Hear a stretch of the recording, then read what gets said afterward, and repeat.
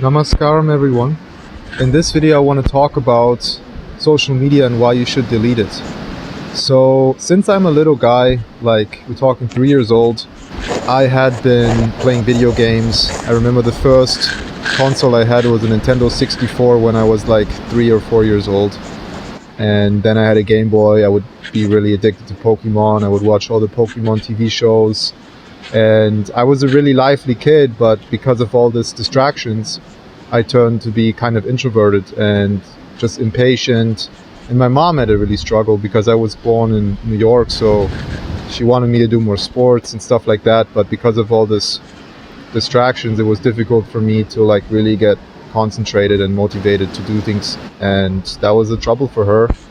My dad didn't really think much of it, I guess, but in the long term, it was really damaging. So fast forward a couple years, I was still 6, 7 years old. I had a GameCube and I had a PlayStation and a Wii, PlayStation 2, PlayStation 3.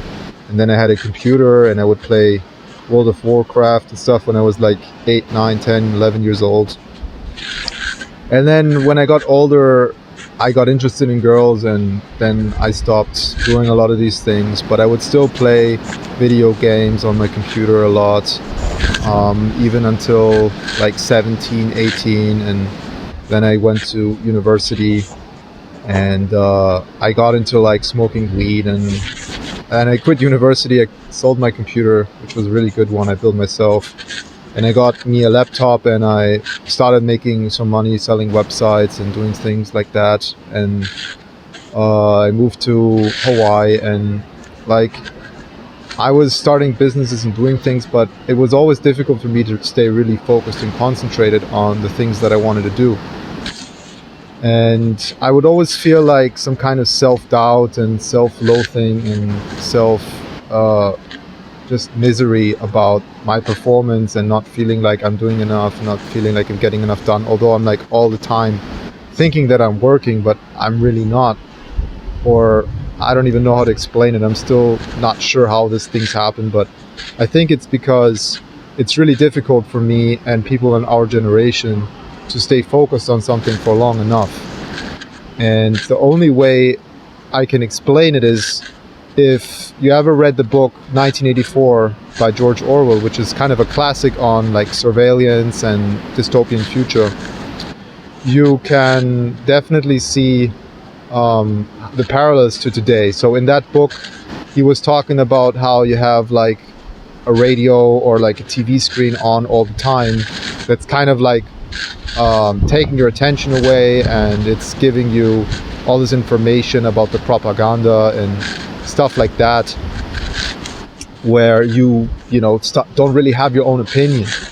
And I think that's kind of what's happening with social media right now, and just all the effects that it has of notifications and all these kind of stuff, where you might think that you're in control of your life, but really you're just waiting for that next little fix, that next message from the person you like, or the next video from the person you follow, all these things. And the algorithms of Facebook, Instagram, and YouTube are all made in such a way that they're like the perfect persuasive seductor. They kind of work in such a way that they give you great things that you like when you are not really on your phone. They give you a notification of things that you really want to watch, or when you're like gone from YouTube for a while and you go back on it, or any other social media, then you see these like really, really good videos. But when you're like on it a lot, then the recommendations aren't really that good. It's like stuff you've seen a lot, because it's basically kind of like, when you are on it a lot, then they want to make you feel like, shit, that you're on it. But when you're not there, they want to get you back in. I mean, that's my theory, but I watched some documentaries and they kind of, say the same thing. So I've been interested in like seduction since I was like 14, 15 years old. When it comes to dating and stuff like that, I read some books because I got hurt by a girl when I was younger. I got friend zoned, and then I got really interested in these kind of things because of some guys telling me that they were so good with girls because they were into this in like the locker room of the gym that I went. And a lot of the things that, you know, you learn there are much better made in like the social media's platform. So for example, one thing is like if you have a lot of you know, girlfriends, or you know, this kind of thing, then that creates social proof for other girls, right? So they'll think, well, if a lot of other girls, you know, like him, then I should like him too, kind of thing. And that's similar with social media. Is so many different channels, so many people commenting, liking, sharing, all this stuff. It's like everyone is on there, and you don't want to miss out on things that, you know, could be on there. So you're just always in this kind of fear of missing out mode, even if it's very subconscious.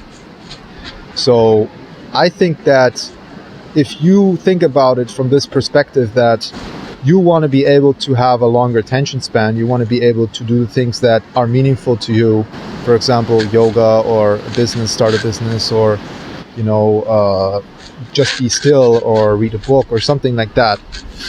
If you have something that can give you this instant kind of dopamine hit in your pocket, on your phone or on your computer or something like that, and it will kind of try to get you back into it and try to like manipulate you to use these things, then it's really difficult, I can tell from my own experience, to stay focused and also get that kind of dopamine that you need to get in order to feel satisfied and fulfilled from the things that you want to do.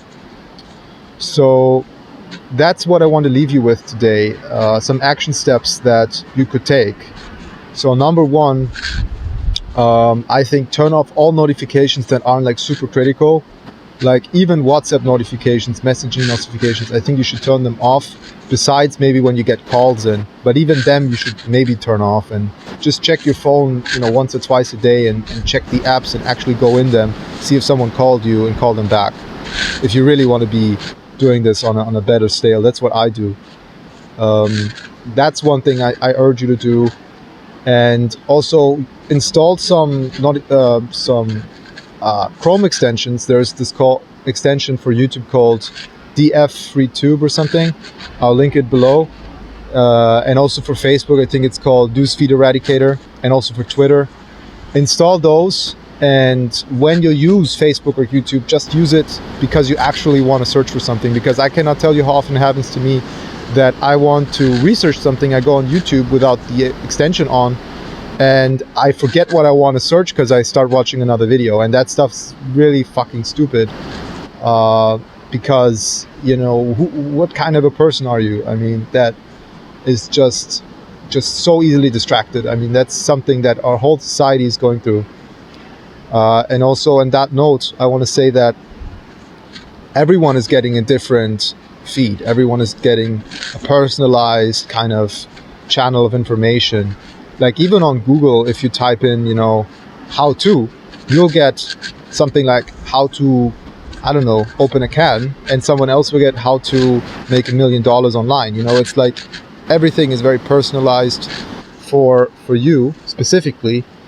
And this stuff is dangerous because it's kind of this like bubble of, you know, just things that are, you know, tailor-made for you. And in a way it could be good, but on another way it really isn't, because, you know, the positive side is that you get more of the things that you want. So what I did a long time ago is I really only follow Sadhguru on Facebook, or channels about Sadhguru. Same on Instagram, on YouTube as well. But after a time, it just sneaks back in because it doesn't really work. They still send you people and stuff from other channels. So it doesn't really work. But that's also another kind of tip for you. And it's better than nothing, for especially on the phone where there's no extensions. It's like, get rid of all the friends on Facebook you don't really know. Get rid of same on Instagram, and all the pages, all the stuff, and just, you know, follow people and channels that you really want to follow. And I would urge you to really not follow many things. Also, I have different YouTube channels, but like I made different channels, like one for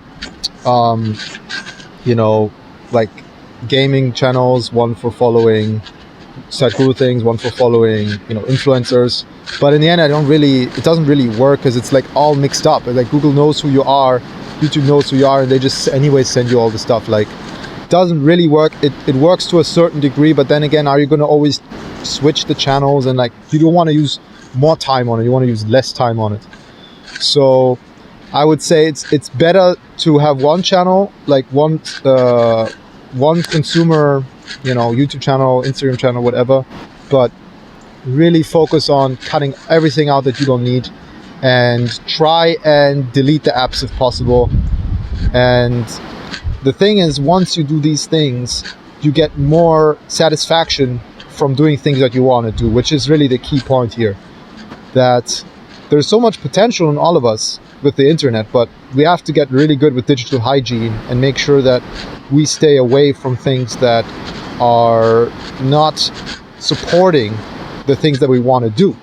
Because it's like the last 5 years that I'm doing business, I probably spend 3/4 of the time thinking I'm doing things that are good for my business but really aren't. And I think most of that is because I'm getting persuaded and seduced to do certain things, like online on YouTube or Google or whatever, and see certain things that I think that are good for me. But really, it's more about Google trying, or YouTube, social media trying to sell me something via some kind of blog or post or something that is optimized for sales, or a YouTube channel that has a lot of monetization active and all these kind of things. So in the end of the day, I urge you to be really careful with these things. And if you want to make money online like I do, then I would tell you to listen to BIG's 10 Crack Commandments, but listen to it from a viewpoint of social media and internet and stuff like that. So in this song, he talks about how to sell drugs effectively, how to not get caught, and he has 10 rules that you need to follow if you're in the drug game. And I think it's very suiting for the online game as well, because it's like kind of like a drug game as well. It's just a legal drug that is dopamine inducing information and entertainment. So one of the rules, I think it's number 7, is don't get high from your own supply. So that's what I'm going to leave you with. Make money online if you want. It's a great place to make money, and it's just growing like crazy, but don't get high from your own supply. Know that this stuff is really dangerous and addicting, and try to make good drugs, like Sadhguru also says in the Logan Paul interview. When he gets asked why people follow him or something, he says that people follow me because I give them dope. And that's true, but it's the right kind of dope. It's the dope that comes from within. And social media is the kind of fucked up dope that comes externally, and you get addicted to it. So I hope you learned something today. Leave a like below. Help me grow this channel. I'm going to upload more videos. And subscribe, turn the notification bell on. And I will see you soon. Namaskaram.